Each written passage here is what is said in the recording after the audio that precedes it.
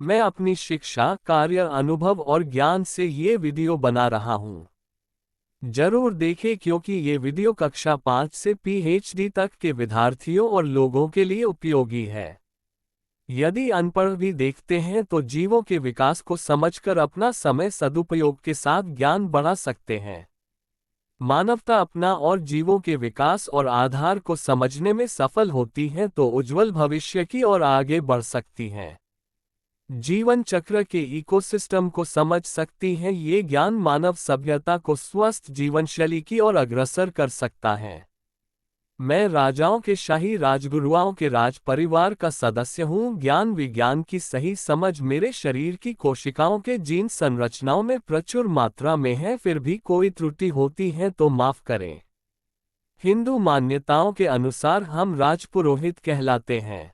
राजपुरोहित भारतीय इतिहास के अनुसार सर्वोच्च, सर्वोत्तम और सर्वश्रेष्ठ परोपकारी जाति है। इस जाति से राज ऋषि संबंध रखते हैं, इसलिए साक्ष्य मिलते हैं कि सूर्यवंशी राजा राम और राजपुरोहितों और राजस्थान का गहरा संबंध है। मेरा ज्ञान और विज्ञान के आधार पर मानना है आत्मा को यदि श्रेष्ठ वातावरण के साथ श्रेष्ठ शक्ति प्राप्त होती है तो आत्मा परमात्मा में विलीन होकर सर्वोच्चताओं में जन्म लेती है। इसलिए इस ब्रह्मांड और सृष्टि का कोई आदि और अंत नहीं समझ पाया है, लेकिन विज्ञान की एक शाखा ने जीवों के विकास यानी निर्माण को गहराई से समझाने का प्रयास किया है। ये शाखा आधुनिक युग में कोशिकाओं के विज्ञान, सेल बायोलॉजी और साइटोलॉजी के नाम से जानी जाती है। जीवों के उद्विकास यानी इवोल्यूशन से वैज्ञानिकों की अपनी अपनी अवधारणाएं हैं। मैं संक्षिप्त में इस वीडियो के माध्यम से कोशिकाओं की संरचना और कार्य विधि के बारे में समझाता हूं। विद्वान के लिए अमूल्य ज्ञान है। वैज्ञानिक साम्राज्य के अनुसार दुनिया की फिलोसॉफी और गणनाओं से समझ में आता है कि ब्रह्मांड के ग्रहों और उपग्रहों में नेगेटिव ऊर्जा बढ़ने से, ऊर्जा असंतुलन से, आपस में ग्रहों और उपग्रहों की टक्कर होने से, ताप व दाब के प्रभाव से पूरा ब्रह्मांड तरल पदार्थ में बदलता गया। ये तरल धीरे धीरे ठंडा हुआ, वैसे वैसे धरती यानी पृथ्वी का विकास और गैसों का विकास हुआ और गर्म और ठंडी गैसों के सहयोग से जल का निर्माण हुआ। वास्तव में वैज्ञानिक प्रयोगशाला में सिद्ध हो गया है कि सभी प्रकार की कोशिकाओं में 75 से 95% जल होता है। इसलिए वैज्ञानिक धारणाएं जीवों और वनस्पति को धर्म से नहीं जोड़ती हैं। और दुनिया के सभी प्रकार के चिकित्सक, औषधीय ज्ञानवानों को कोशिकाओं के बारे में पढ़ना आवश्यक होता है।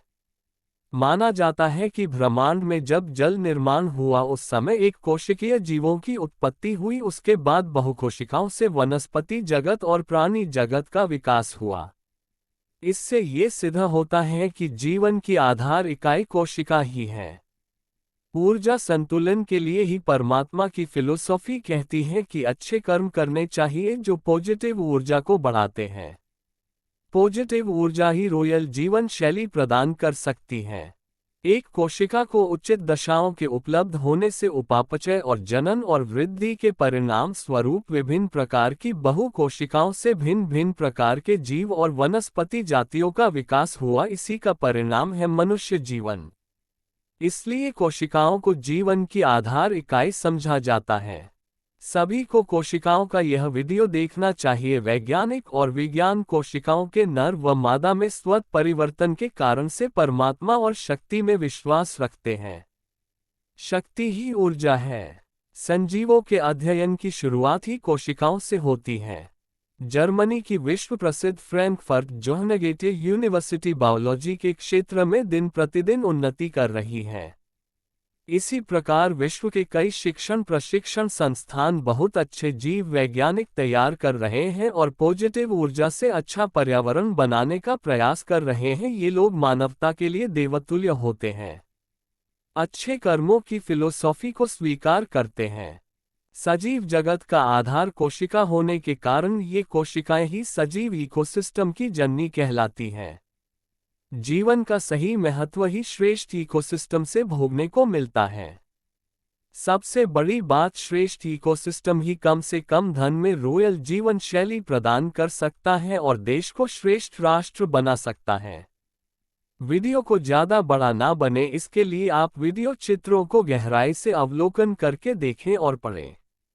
मैं विश्व की महत्वपूर्ण बात समझाता हूं। आज तक किसी ने भी जीवद्रव्य यानी साइटोप्लाज्म को पूर्ण रूपेण समझने में महारत हासिल नहीं की है। लेकिन कोशिका के माइटोकॉन्ड्रिया पावर हाउस की कार्यविधि वैज्ञानिकों ने अच्छी तरह समझ लिया है, जिसके परिणामस्वरूप स्वरूप चिकित्सा विज्ञान ने काफी उन्नति की है। इसी प्रकार पौधों की कोशिकाओं में हरितलवक की क्रिया विधि को अच्छे से समझकर मानव सभ्यता ने वनस्पतिक जगत से संसाधनों को बढ़ाने में उन्नति की है। बायोलॉजिकल प्रयास ही मानव जीवन के संसाधनों को बढ़ाने में सफल हो रहे हैं। टेक्नोलॉजी का सदुपयोग एक स्वर्णिम विश्व का निर्माण कर सकता है। विकसित होने के लिए एक सही शिक्षा की जरूरत होती है।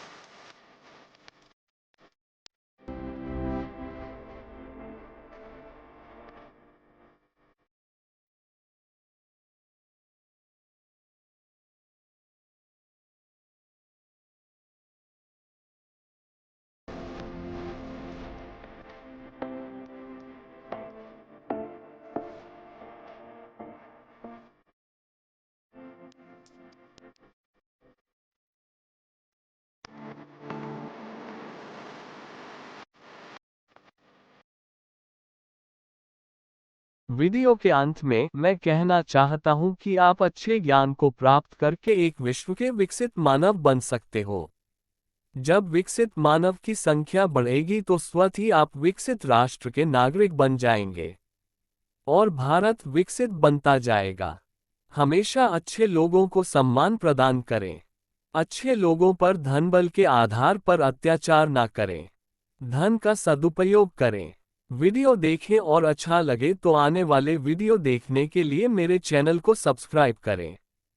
मेरा विकसित मानव सभ्यता बनाने के प्रयास का लाभ लें।